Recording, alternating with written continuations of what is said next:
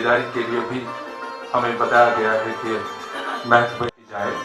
तो इसी सिलसिले की पहली कड़ी के तौर पर आज हमने आज़ादी का अमृत महोत्सव और कोविड-19 के बारे में उसके ज़िम्न में पहले की अहमियत के जो प्रोग्राम्स होते हैं उनके तनाजुर में भी अपने इतलाफ लिखते हैं।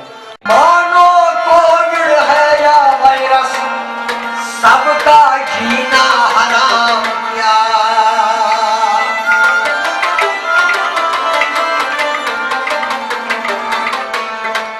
सब कहते हैं ये बीमारी, सब कहते हैं ये बीमारी कहां से आई, क्यों आई।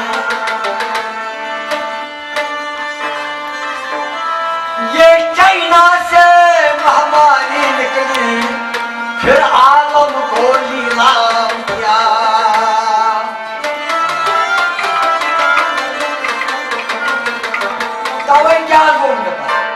Almost go, you're